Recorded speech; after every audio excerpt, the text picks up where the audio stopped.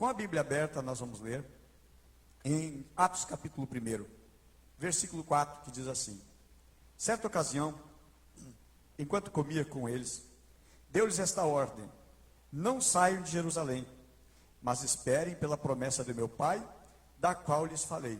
João batizou com água, mas dentro de poucos dias vocês serão batizados com o Espírito Santo. Então os que estavam reunidos lhe perguntaram: Senhor, é neste tempo que vai se restaurar o reino de Israel?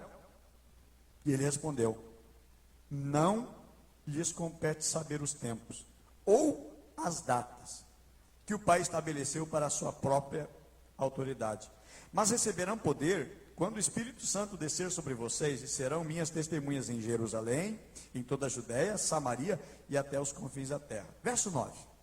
Tendo dito isto, foi elevado às alturas. Enquanto eles olhavam, e uma nuvem o encobriu à vista deles. Verso 10. E eles ficaram com os olhos fixos no céu. Enquanto subia, de repente, surgiram diante deles 2 homens vestidos de branco, que lhes diziam: Galileus, por que vocês estão olhando para o céu?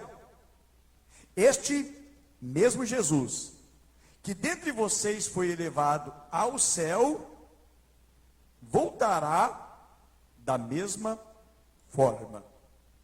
Voltará da mesma forma.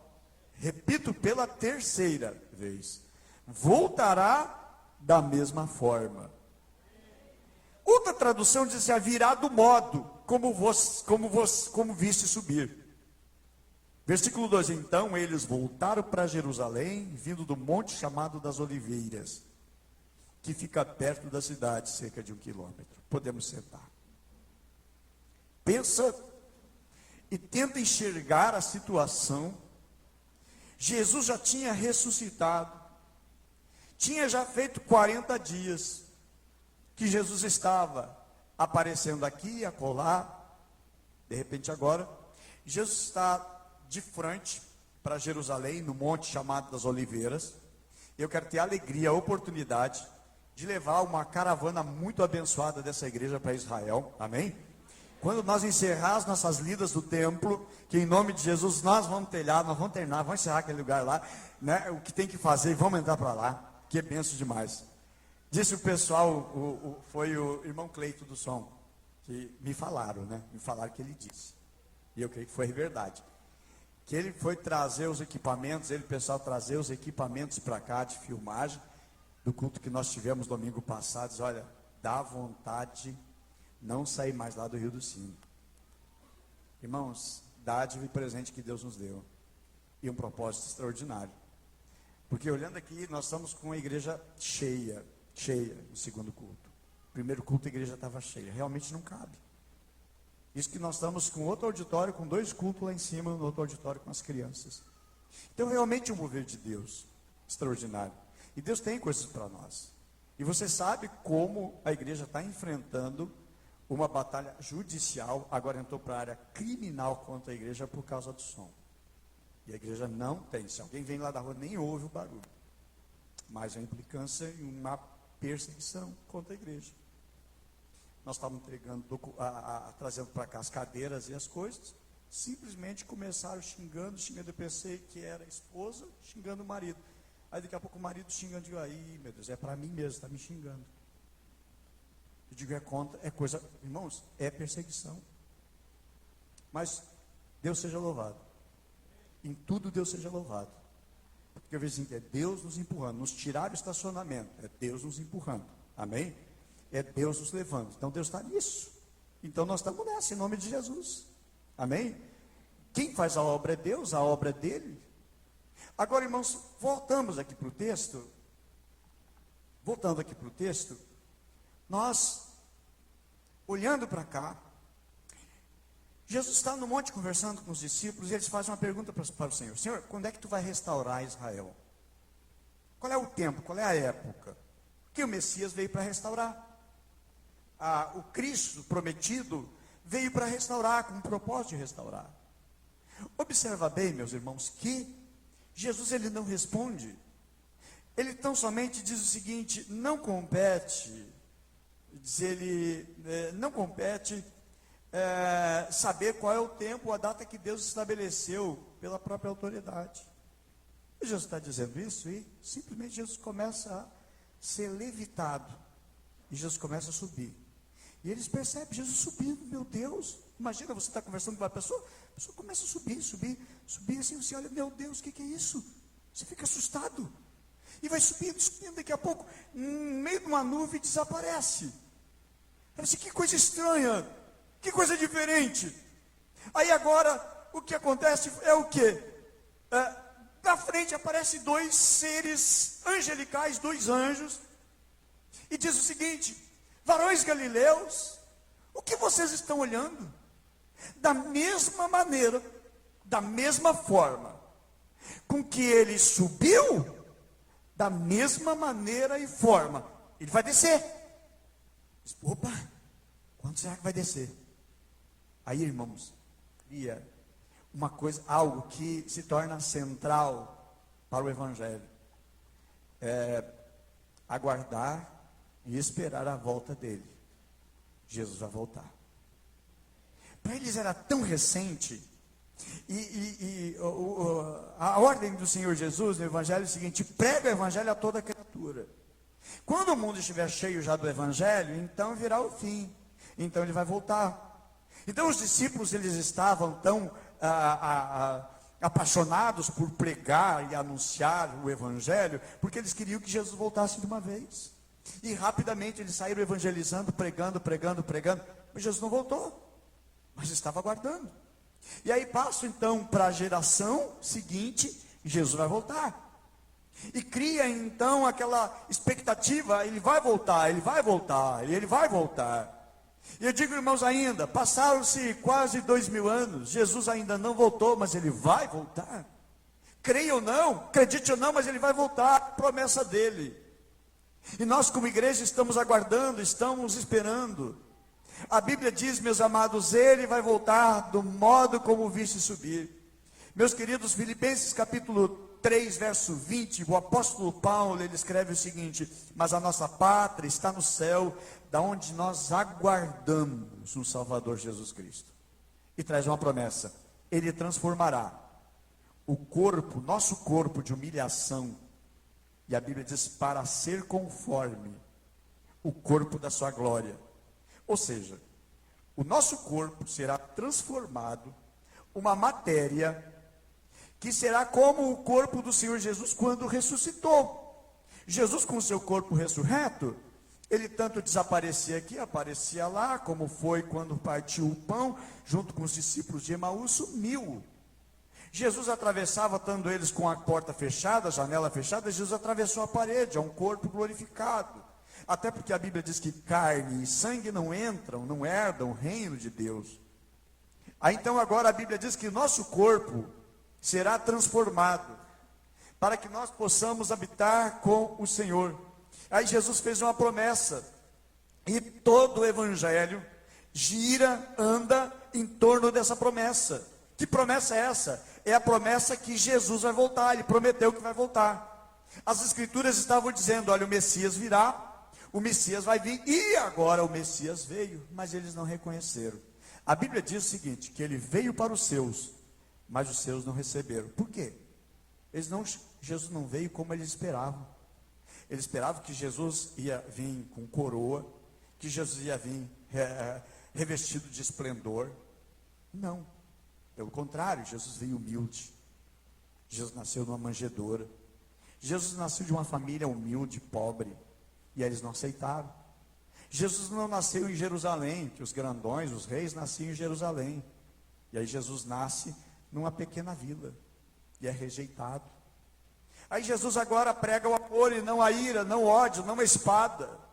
E não é o que eles estavam querendo, eles queriam alguém semelhante a Davi, que lutava contra os inimigos, derrotava os inimigos, subjugava os inimigos, exterminava os inimigos. E Jesus não, Jesus até prega um evangelho totalmente diferente. Se te bater no teu lado, dá o outro. Se mandar caminhar contigo 1 milha, vai com ele 2. Aí o evangelho eles não aceitaram. E aí então, Jesus começa a ser tremendamente, usando o seu poder e autoridade, cura os enfermos e faz muitos milagres. Eles começaram a perseguir Jesus. Eles estavam esperando um Cristo assim. Mas a promessa é que ele viria, e ele veio. Tanto é que, tanto a teologia comprova, a arqueologia comprova a existência de Jesus, a sua morte.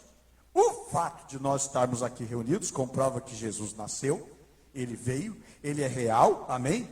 Ele ressuscitou, mas ele foi para o Pai. Mas esperem, aguardem, eu vou voltar.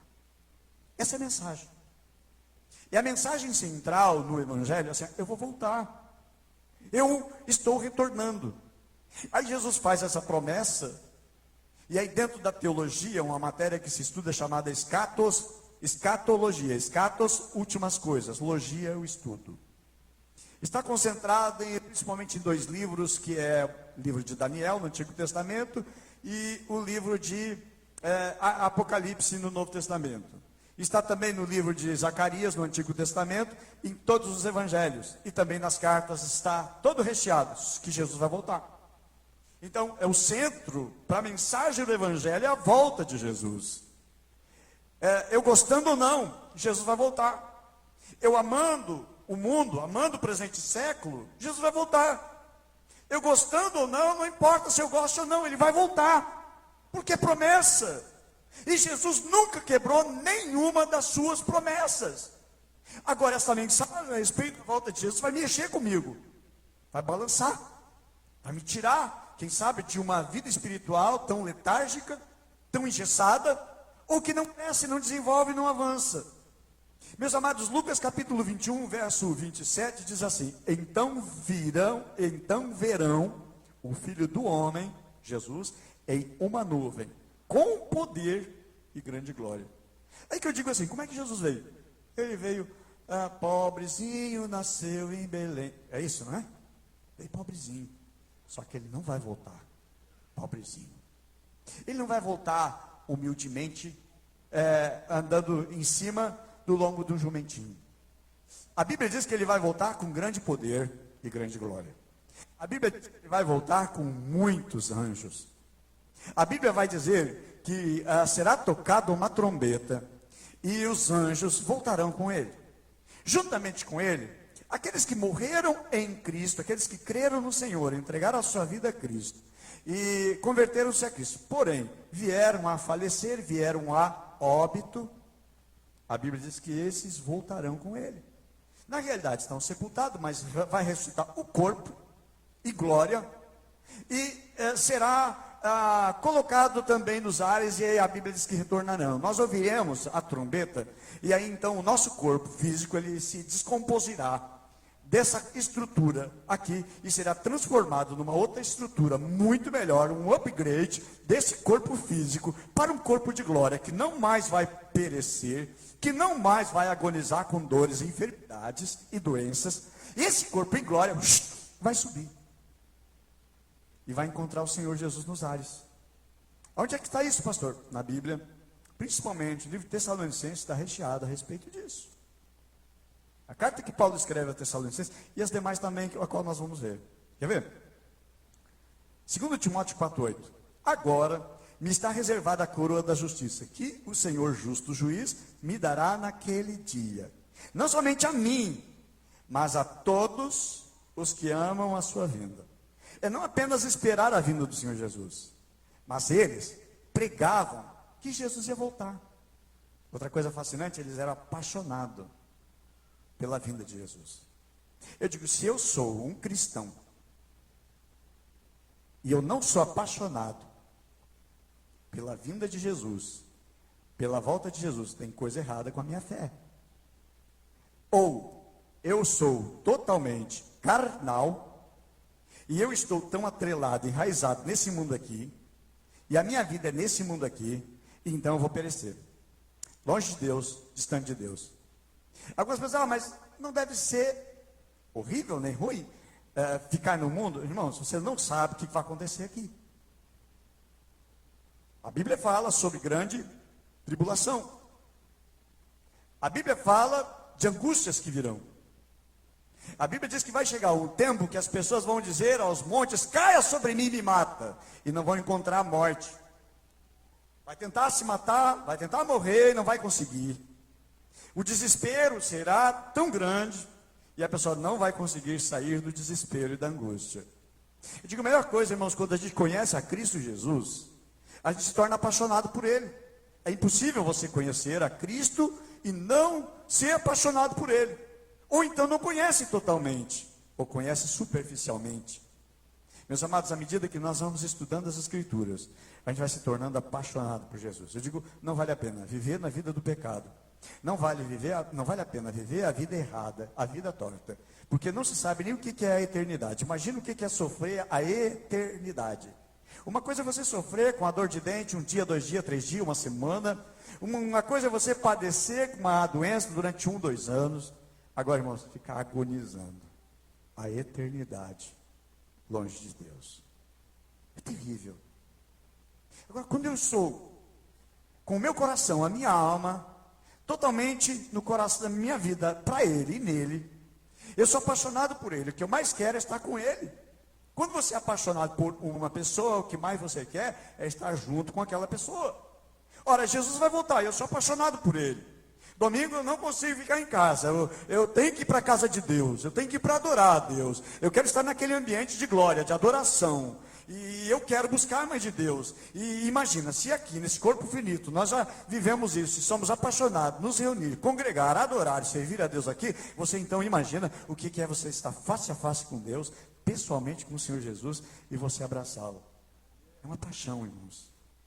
Então a gente está esperando que Ele volte de uma vez, que Ele venha de uma vez.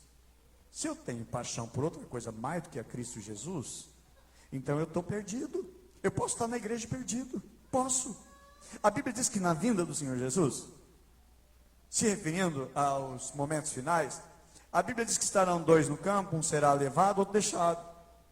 Estarão 2 deitados na cama, um será levado, outro deixado. A Bíblia também fala a respeito da parábola das 5 virgens, das 10 virgens, as 5 prudentes e as 5 que eram loucas, eram doidas. Metade foi levada. Não é que é uma matemática na igreja, metade vai, metade não vai. Mas diz assim, irmãos, pessoas que realmente estão com o coração totalmente comprometido com Deus, tão apaixonado por Deus, que anulam a sua própria vida. Eu digo que é possível, quando a gente descobre e sabe o valor das coisas, a gente sabe o que é abrir mão de qualquer coisa, daquilo que a gente sabe que tem valor. E a Bíblia vai falar 2 parábolas, que é a parábola de um homem que estava caminhando no campo, de repente ele tropeçou, sei lá, mas ele foi ver, era um tesouro que estava ali. E a Bíblia diz que por causa daquele tesouro, ele pega, ele vende tudo que ele tem. Ele se desfaz de tudo que ele tem, vende, e a Bíblia diz que ele vai lá com dinheiro, tudo aquilo que ele tinha, que ele vendeu tudo, não ficou com nada. E ele vai lá e compra aquele campo. Por quê? Porque ele encontrou um tesouro. Eu digo, esse tesouro é Jesus. Quando a gente encontra esse tesouro, a gente abre mão de tudo. É os amigos, é as amizades, é o ciclo de pecado que a gente vive, não interessa mais. Porque eu estou tão apaixonado por Jesus que Ele vale a pena, Ele é o tesouro que eu encontrei. E a minha vida mudou depois que eu encontrei esse tesouro. Depois que eu encontrei Jesus, a minha vida mudou. Aliás, Ele mudou a minha vida, amém? E Ele está mudando a tua vida. Ele está mudando o teu casamento. Ele está mudando o teu lar. Ele está colocando um sorriso que você não tinha. Ele colocou uma alegria que você nunca tinha descoberto antes. Aí você diz assim, ofereça o que quiser.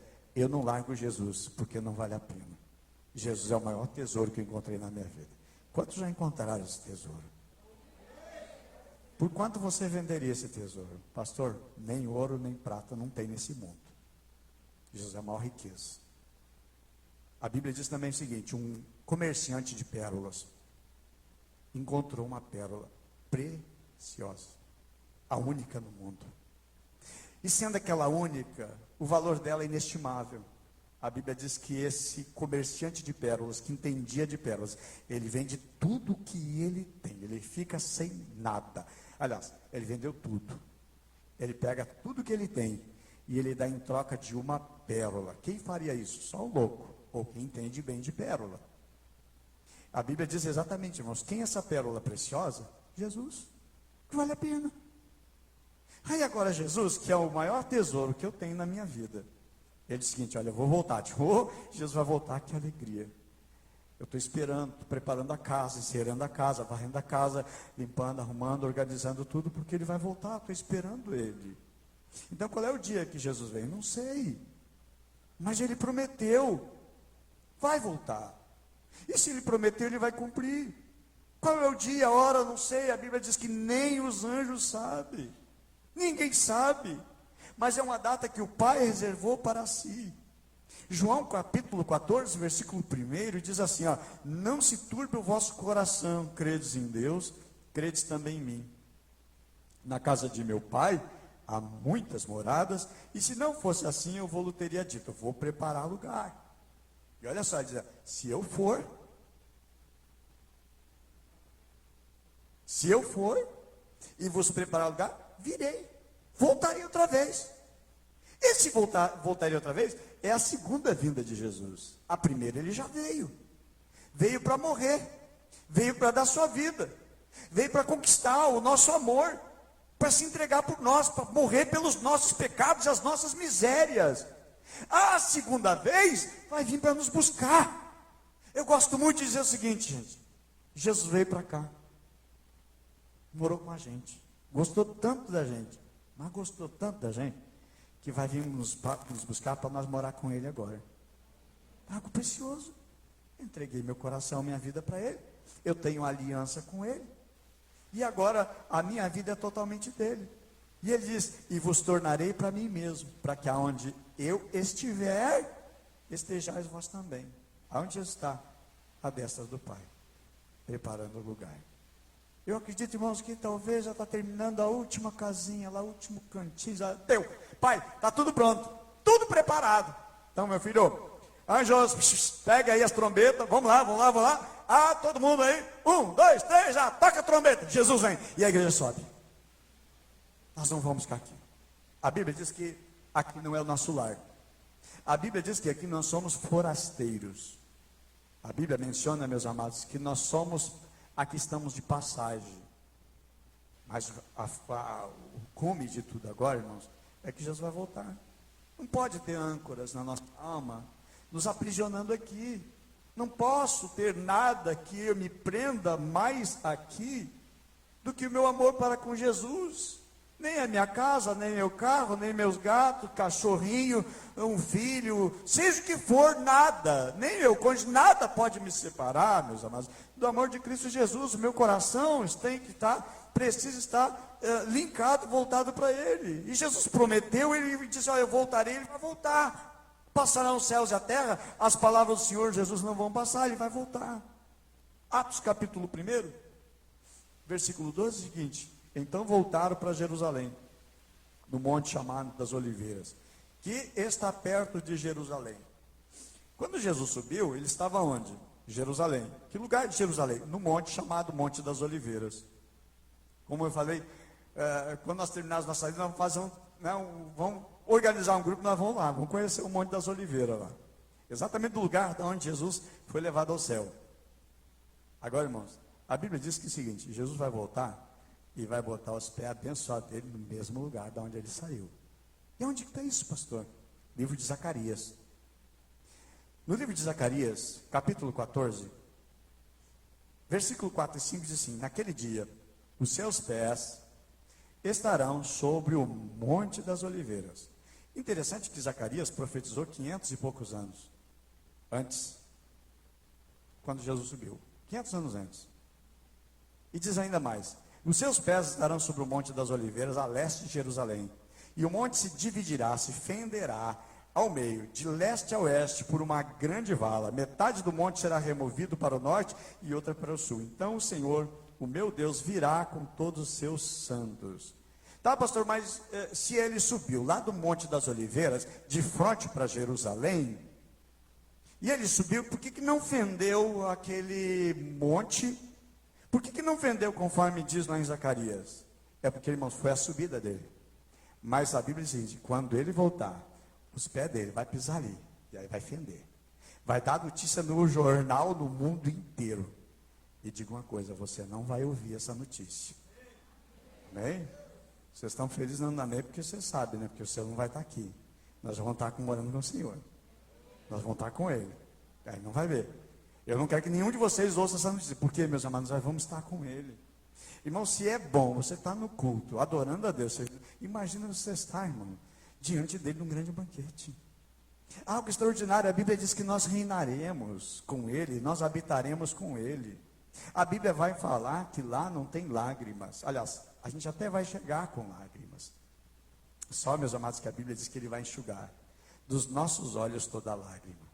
Jesus vai, meus amados, vai voltar em glória.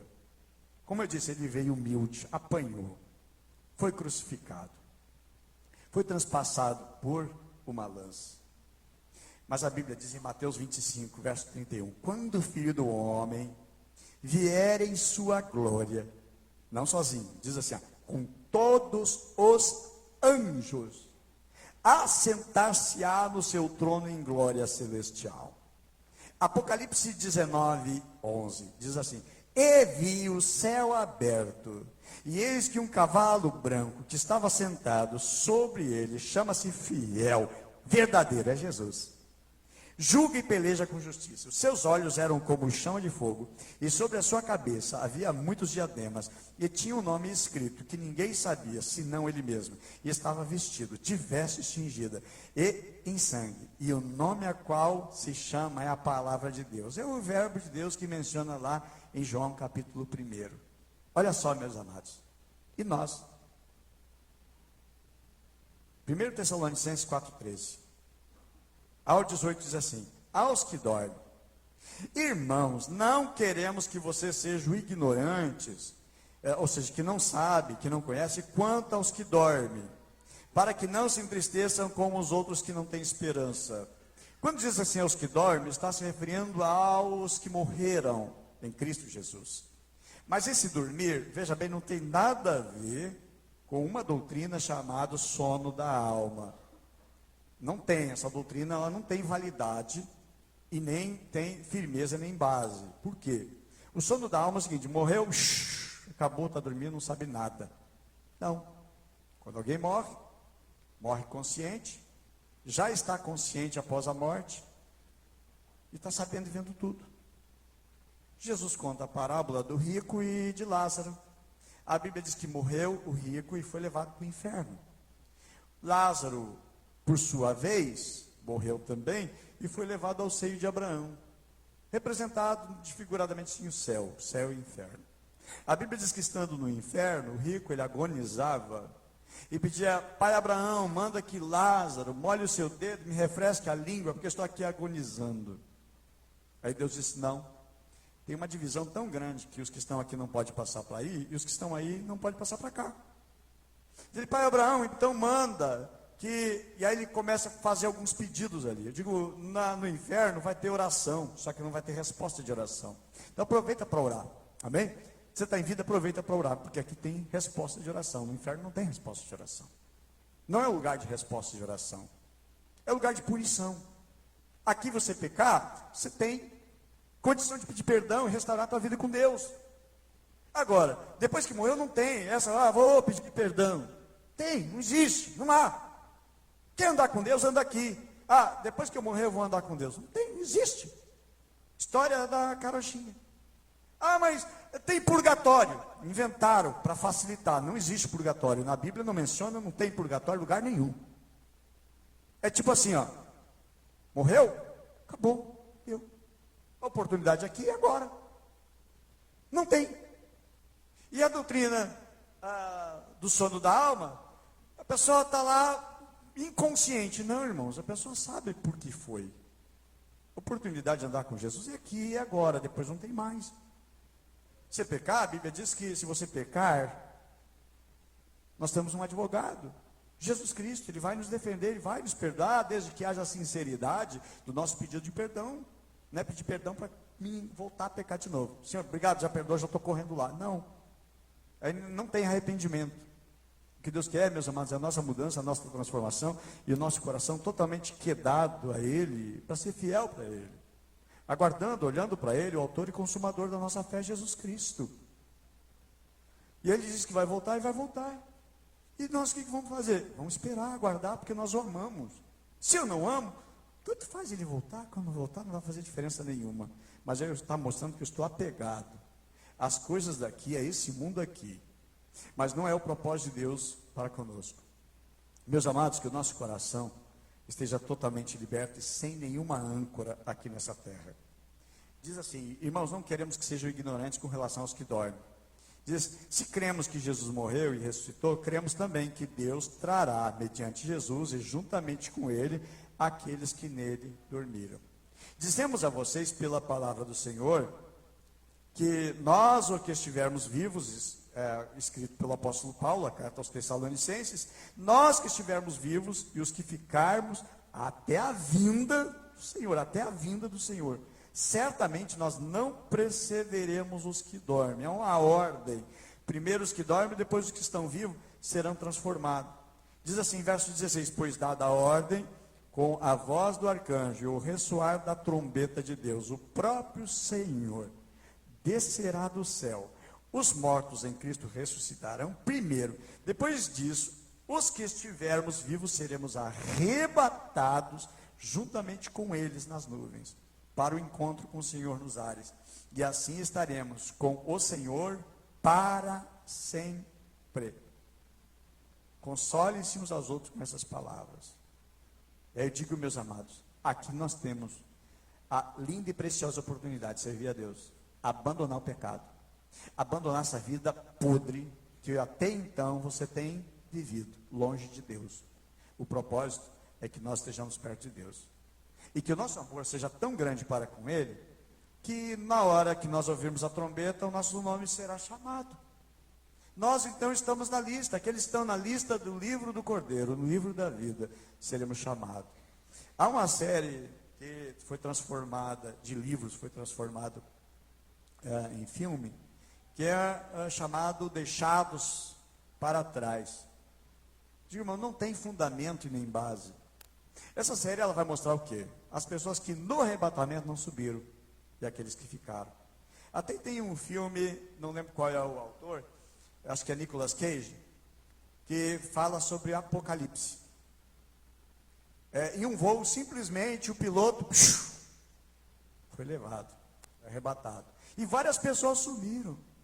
E aí mostra uma história, o que vai acontecer ali. Mas voltando ao Deixados para Trás, é a história daqueles que não subiram no arrebatamento e como é que eles viraram aqui e como fizeram. Irmãos, aquilo ali não tem base bíblica. Ele é bom talvez para assistir como um filme. Eu digo que tem muita coisa que os crentes vão assistir umas séries da televisão e são doutrinados de maneira errada porque não leem a Bíblia. Melhor coisa, irmãos, é ir na fonte, na palavra de Deus. Vai direto aqui na fonte, ó. Não beba água turva, não beba água suja. Beba direto água cristalina, que é as Escrituras, que vai nos dar sabedoria. Às vezes um filmezinho tem um enfeite daqui, um outro personagem que nem está ali, a história não é bem daquela maneira, certo? Aí o Deixados para Trás é isso aí, a gente tem uma chance, tem uma oportunidade, irmãos. Infelizmente, não tem chance. É aqui e agora. É pegar ou largar. Ou eu sou, ou eu não sou. Ou a minha vida está, ou ela não está. Ou tenho mesmo compromisso e responsabilidade com o meu Deus ou não. Então, meus amados, o contexto da palavra de Deus vai nos mostrar exatamente isso. Olha só, Mateus 24, 38 e 39. Diz assim, nos dias anteriores ao dilúvio, o povo vivia comendo, bebendo, casando e dando-se em casamento, até o dia em que Noé entrou na arca. E eles nada perceberam, até que veio o dilúvio, e os levou a todos. Assim acontecerá na vinda do Filho do Homem. O que está dizendo? Nos dias de Noé, as pessoas comiam, bebiam, casavam-se, davam-se em casamento. Tem nada errado em casar e se dar casamento. Daqui a 2 semanas, nós vamos estar casando um casal precioso, o Cássio ali. Que bênção. Não tem nada de errado casar. tem nada de errado comer. Não tem nada de errado. A questão é o seguinte. Eles casavam, se davam esse casamento, eles estavam totalmente desconectados do que ia acontecer, que era o dilúvio. Eles não estavam aí para o dilúvio. Achavam que não vai dar nada, não vai acontecer nada, não vai chover tanto assim. Noé era um doido, era um louco. Muitas pessoas, quem sabe familiares teus, acham que você é um louco vir para a igreja. Só que eles não entendem, ainda não entendem. Mas em nome de Jesus eles vão entender. Amém? E eles vão conhecer o amor de Jesus Cristo. Amém? E são das também que vão estar lá no novo templo servindo a Deus naquele lugar abençoado que Deus nos deu. Gente, o problema todo é que estavam desligados do dia do dilúvio. Que é a história que está lá no livro de Gênesis. A história de Noé. Irmãos, nos dias de Jesus também as pessoas vão estar desligadas. Vão estar desconectadas. A Bíblia diz, Mateus 24, 42 em diante. Portanto, vigiem, porque vocês não sabem o dia que virá o seu Senhor. Mas entendo isso, se o dono da casa soubesse a que hora da noite o ladrão viria, ele ficaria de guarda e não deixaria que a sua casa fosse arrombada. Pergunta, você sabe o dia que o ladrão vai entrar na tua casa? O que você faz, sabendo qual é o dia e o horário? Com certeza, você vai ficar na sua casa, não sai. Não vai trabalhar hoje? Não vou. Por quê? Não vou, vou pegar o cara aí. Aí o cara chega ali, olha, você está na frente da casa. Ô vizinho, tudo bem, vizinho? Como é que tá? E vai a vida. Você está antenado, você está ligado. A questão do arrebatamento, se a gente vai chegar numa hora, ninguém espera. Mas Jesus vai voltar na hora assim, que eu estou no êxtase diante de Deus, em adoração, né, falando mistério com Deus, é nessa hora que Jesus vai voltar. Não, você não sabe a hora. Por isso que nosso coração, ele precisa estar preparado. A nossa vida, ela precisa estar preparada diante de Deus, não sabemos a hora. Aqui vai falar de surpresa. A volta do Senhor Jesus vai ser uma surpresa para todo mundo. Jesus, mas por que não me avisou? Eu queria me arrepender, eu queria me voltar para Deus, eu queria ligar para o pastor, eu queria ligar para o meu líder da prisão, eu queria ligar para o meu discipulado. Foi tarde, perdeu, não tem mais. Uma oportunidade, chance, meus amados, é isso que vai falar a respeito da volta do Senhor Jesus. Depois disso haverá, ou durante isso, nós vamos enfrentar também, eu creio que a igreja vai ter vai encontrar, passar por uma grande tribulação. Eu digo que até é necessário passar por grande tribulação para mostrar quem não é. Há pessoas que estão indo na igreja, por quê?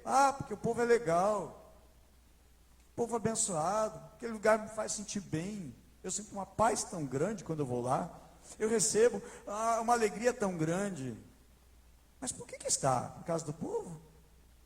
Ou porque está apaixonado por Jesus, não consegue mais viver sem Jesus? Meus amados, o que nos conecta e que nos liga? Então, quando vem a tribulação, ela vai mostrando quem realmente ama a Jesus Cristo, quem está totalmente apaixonado por Jesus e não deixa Jesus por nada desse mundo. A Bíblia diz em Mateus 24, 21, que haverá uma grande tribulação, que nunca tinha acontecido antes. Versículo 29 vai dizer que é uma grande tribulação. Apocalipse 7, versículo 13 e 14, diz o seguinte: então os anciões perguntou, quem são esses vestidos de branco? Quem são? Segunda pergunta, da onde vem? Responde, Senhor, tu sabes. E ele disse, estes são os que vieram da grande tribulação. E eles lavaram as suas vestes e as branquearam no sangue do Cordeiro. Da onde eles vieram? Da grande tribulação. Aonde que a igreja passa? Pela grande tribulação. Vamos ser afligidos, sim. Meus amados, a Bíblia traz uma promessa, versículos 16 e 17, nunca mais terão fome, nunca mais terão sede, não cairá sobre eles o sol, nem um calor abrasador, pois o Cordeiro que está no centro do trono será o seu pastor, e ele os guiará às fontes da água da vida, da água viva, e Deus enxugará dos olhos toda lágrima. Eu digo sempre, se no céu Deus vai enxugar as lágrimas, é porque a gente vai chegar lá no céu chorando. Tem muita resposta de oração que você não vai receber aqui na terra, mas Deus vai te consolar e vai responder depois. Tem muita coisa, irmãos, extraordinária da parte de Deus. Olha só, Tessalonicenses, segundo Tessalonicenses 1,6, diz assim: se de fato é justo diante de Deus, Ele dê em paga a tribulação ao que vos atribulam. E a vós que sois atribulados, Ele vai dar alívio juntamente convosco, quando do céu se manifestar o Senhor Jesus, ou seja, numa carga de tribulação, o Senhor Jesus vai se manifestar com os anjos do seu poder em chama de fogo, e tornar vingança dos que não conhecem a Deus, e dos que não conhecem a Deus, e dos que não obedecem ao Evangelho do nosso Senhor Jesus, aos quais sofrerão castigo e perdição eterna, banidos da face do Senhor e da glória do seu poder, quando naquele dia Ele vier para ser glorificado nos seus santos e para ser admirado em todos os que tiverem crido. Vai falar de alívio. Segundo Tessalonicenses 2,3, vai falar que haverá um homem chamado homem da iniquidade. No Apocalipse vai dizer que existe também, certo? Vai falar sobre o falso profeta. Meus amados, existem várias posições teológicas a respeito da tribulação, pré-tribulacionista, pós-tribulacionista, meso-tribulacionista, mas não é nessa área que eu quero entrar. Eu quero só dizer uma coisa, irmãos, que nós como igreja, nós precisamos estar preparados.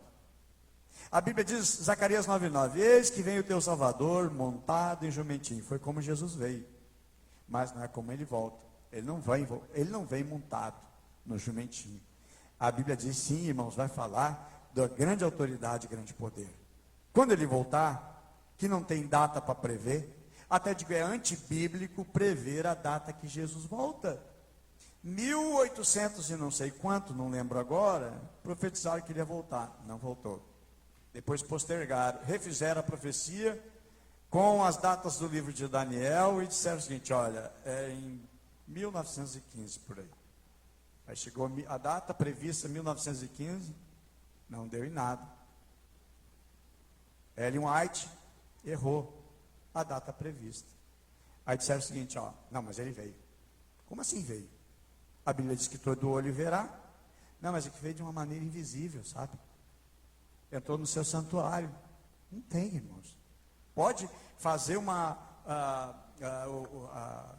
construção teológica tentando, mas não vai. É como também, eu acho que foi em 1975, o William Brandt disse que Jesus ia voltar. Não veio. Agora, acho que foi uns 4, 5 anos atrás, Porto Alegre, eu estava indo ou voltando de Porto Alegre, eu vi um outdoor, assim, Jesus vai voltar dia tal, tal, tal. Eu disse para você, olha lá, olha aquele banner, enorme banner. Eu digo assim, já sei o que vai acontecer nessa data. Jesus não vai voltar. No dia seguinte, ou naquela semana, vão dar uma desculpa. E qual é a desculpa que vão dar? Jesus veio de maneira invisível. Uma seita dos Estados Unidos, o líder dessa seita diz que teve lá uma revelação que Jesus ia voltar em tal data. A Bíblia diz que nem os anjos sabem. Irmãos, é guardado em segredo de 7 chaves. Nem o filho, só o pai reservou para a sua data. Então nós não sabemos, então nós temos que estar preparados. Aí, dessa seita, instigou todos os seus membros da igreja a vender tudo que eles tinham, todas as suas posses, dar para a igreja, para eles botar programa na rádio, televisão, para anunciar propaganda, né, e fazer uma publicidade da data que Jesus ia voltar. Muita gente vendeu seus imóveis. Eles investiram dinheiro em vários países com outdoor. Uma base deles estava lá por Minas Gerais, e eles investiram aqui em Porto Alegre o outdoor também. Se prepara, Jesus está voltando. Botaram a data. E aí eu disse, olha, eles vão entrar com a desculpa, dizendo que Jesus veio de maneira invisível. Pai, irmão, bateu a data. Não, Jesus não veio. Eu digo, e agora? Dia seguinte, né? Nenhuma notícia. O cara sumiu. Naquela semana, ele deu uma explicação para a imprensa. Jesus veio, mas de uma maneira invisível. Na realidade, irmão, ninguém sabe o dia e a hora. Por quê? Para a gente se preparar. Tem muita gente que, se soubesse a data, ia viver a sua vida bem solta, bem longe de Jesus. Aí, não, eu vou voltar. uma semana antes. Irmãos, entenda que nós temos que estar preparado. Que a nossa vida, irmãos, deve estar preparada. A Bíblia diz que será algo instantâneo. Lá em 1 Coríntios 15, 52, diz que a sua vinda, a sua volta, será como num piscar de olhos. Pisca teu olho, é rápido, não é? Não dá nem tempo de dizer ai. É ligeiro. Se der um estouro, a primeira coisa que a gente defende é os olhos, né? Você faz assim. É algo automático do ser humano, defender os olhos, defender a cabeça, certo? E o piscar do olho também dá uma coisa, a pessoa já fecha, né? É instintivo no ser humano. Mas é tão rápido o piscar de olhos, que diz que a volta do Senhor Jesus vai ser assim. Vai ser, meus amados, como um piscar de olhos. Ok? E agora, o que eu tenho que fazer, pastor? Como é que é a minha vida esperando Jesus, a volta de Jesus? A Bíblia nos diz, meus amados, no livro de Tito, que é uma carta pastoral, Paulo escrevendo a Tito, uma carta pastoral para a igreja, a qual ele cuidava. Diz assim, segundo Tito, capítulo 2, versículo 11 ao 14. Vai dizer como é a maneira que nós devemos viver. Porque a graça de Deus, diz o texto, a graça de Deus se manifestou, trazendo salvação a todos os homens, ensinando-nos para que, renunciando à impiedade, às paixões mundanas, vivamos no presente mundo, sóbria e justa e piamente, aguardando a bem-aventurada esperança do aparecimento da glória do nosso grande Deus e Salvador Jesus Cristo, que se deu a si mesmo por nós, para nos redimir de toda iniquidade, purificar para si um povo todo seu, zeloso de boas obras. A vida mudada e vida transformada. Então aquela vida malandra não faz mais parte do teu cardápio. Não faz mais parte, porque senão Jesus volta e você fica. E Jesus não quer que ninguém fique. Ele quer que nós venhamos estar com Ele. Meus amados, nenhum dos escritores sagrados diz o seguinte, vai demorar. Pelo contrário, todos escrevem, olha, Jesus vai voltar ligeiro. É rápido. Apocalipse 2, 22, 12 diz, eis que veio sem demora. Versículo 17 diz, vem. O Espírito e a esposa diz, vem. Quem ouve, diga, vem. E quem tem sede, venha. E quem quiser, tome de graça da água da vida. Depois nos diz também, meus amados, outro texto, versículo 20, diz, aquele que testifica diz essas coisas, certamente cedo venho, amém, ora vem Senhor Jesus. Era um termo que a igreja usava muito no primeiro século, a palavra maranata. Maranata significa, vem Jesus, vem de uma vez, vem rápido. Porque eu anseio, meus amados, estar com o Senhor Jesus. Apocalipse 16, 15 diz assim, eis que venho como ladrão, bem-aventurado aquele que vigia, e guarda suas roupas para que não ande nu, e não se veja as suas vergonhas. Meus amados, quando diz vem como ladrão, vem com um propósito, vem sem avisar, sem dar aviso prévio. Então isso vai dizer para nós o seguinte, vigilância, cuidado, para não perder essa oportunidade. Meus queridos, a porta vai ser fechada, tem uma chance. Tem uma oportunidade, a porta está aberta, mas a porta vai fechar. Depois que fechou, não tem. Mas eu vou bater, vou insistir. Não. Na parábola das 10 virgens, vai mostrar isso, a porta se fechou. Mas abre. Não, fechou, acabou. Nós temos uma oportunidade, nós temos uma chance. Meus amados, andamos sóbrio. Quando a Bíblia diz andar sóbrio, que uma pessoa bêbada, ela não sabe, nem às vezes o que está realizando e fazendo, nem o que está dizendo. Você sobe, irmãos, sabendo o que eu estou fazendo, a minha decisão. Segundo Pedro 3, 14, diz, por isso, amados, aguardando essas coisas, procurai, que deles sejais achados sem mácula, irrepreensível, em paz. 1 Tessalonicenses 5, 23, para nós encerrarmos. Bem, já convido vocês, vamos ficar em pé, nós vamos orar a Deus. O texto sagrado diz assim, que o próprio Deus de paz o santifique inteiramente, que todo o espírito, alma e corpo de vocês sejam conservados irrepreensível na vinda. O corpo de vocês seja conservado irrepreensível na vida. na vinda de nosso Senhor Jesus Cristo. Então, aquele caso, aquela amante, aquela prostituição, aquele pecado escondido que ninguém sabe, está na hora, irmãos, de rasgar, botar fora, abandonar, voltar para Jesus, converter o coração para poder ser achado digno e receber a vida eterna. Deus dá, mas o presente você pode descartar e botar fora.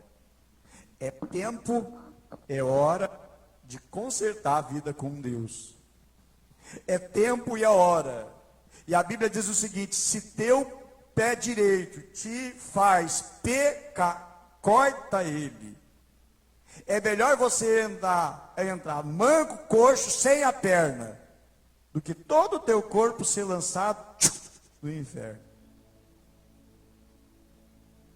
É preferível você arrancar o olho e entrar sem o olho, mas a vida eterna você ter salvação.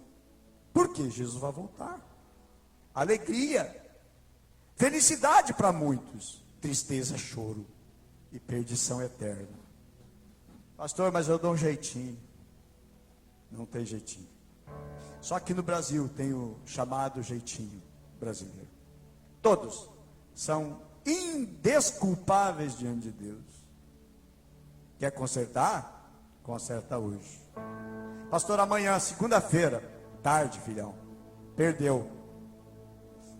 Vai perder a passagem.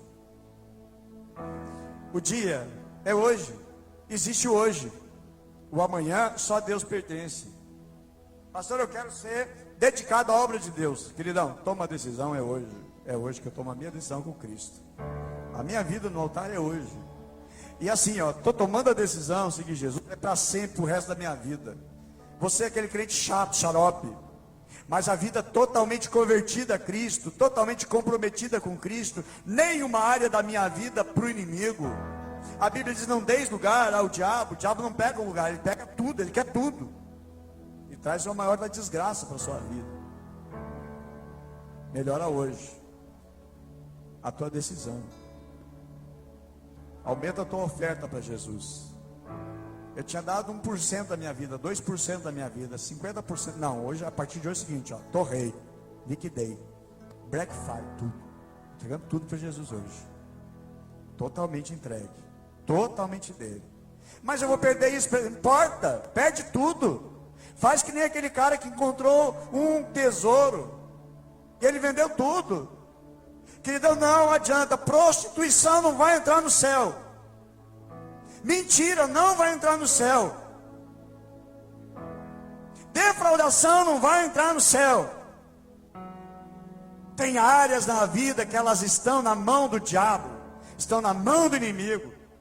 E o diabo faz o que quer, pinta e borda na tua vida e desgraça, ele tem autoridade. Aí a trombeta vai tocar. Você perdeu a maior oportunidade da tua vida. Porque Jesus morreu na cruz, ele morreu de graça, deu a passagem, passaporte de graça. Você perdeu. Então não perde hoje. Jesus vai voltar. Ah, pastor, mas já ouço, desde que eu era pequenininho, eu ouço que Jesus vai voltar, não voltou. Pois é. Então vai brincando. Vai brincando. O dia do Senhor vem como? Ladrão. Imagina esse momento, você está ouvindo, ele blum! Sai o microfone no chão. Meus irmãos, não vão brincar. Vem como ladrão. E ele está voltando. Sabe, o anjo já está lá pegando trombeta. Está pronto. Em nome de Jesus. Vamos orar? Faz tua oração com Deus. Quiser dobrar o joelho onde você está, dobra o joelho. Se quer vir aqui na frente para se debruçar, chorar, faz, fica à vontade, você está na casa do Pai. Jesus está voltando. Qual é a tua atitude a partir de agora? Vamos orar? Em nome de Jesus. Senhor Deus e Pai, a tua palavra é a verdade e traz o caminho da vida eterna. Eu oro, meu Deus, nessa noite, não por decisão visível aos olhos dos homens, Mas eu oro, meu Deus, por decisões visíveis aos teus olhos, visíveis a ti. E a partir, meu Deus, desse encontro com Deus, esse encontro na tua casa, Senhor, nós tenhamos, meu Deus, vida transformada, arrependimento, transformação, meu Deus, de vida, caráter e mente, coração voltado para ti, Pai. Oro, meu Deus, para que tenhamos o senso bem vivo e vívido na nossa mente, que a volta do Senhor Jesus é como ladrão, que requer vigilância, requer cuidado. Meu Deus, a tua palavra diz: bem-aventurado aqueles que amam a sua vinda. Meu Deus, quando amamos a tua vinda é porque te amamos mesmo, Senhor. E não vamos trocar nada, meu Deus, da sujeira desse mundo. Não vamos trocar, meu Deus, as comidas dos porcos pela presença do Pai, por estar na casa do Pai, por estar, meu Deus, recebendo a festa que o Pai prepara para nós. Oramos, meu Deus, em nome de Jesus, porque o Senhor mesmo descerá do céu, com, a Bíblia diz, conforme a tua palavra diz, com um grande brado, a voz do arcanjo, o som da trombeta. A palavra diz que os que morreram em Cristo vão ressuscitar, e nós que ficarmos vivos, nós seremos arrebatados juntamente com Ele nas nuvens, ao encontro do Senhor nos ares. Senhor, queremos estar totalmente, Pai, totalmente nas tuas mãos, completamente comprometido contigo, com o teu reino, a tua obra. Que nada mais na nossa vida aqui se importe, nada mais aqui tenha valor. Assim, meu Deus, nós que damos o nosso coração a ti, porque cremos, Senhor, que Jesus vai voltar. Em nome de Jesus. Amém.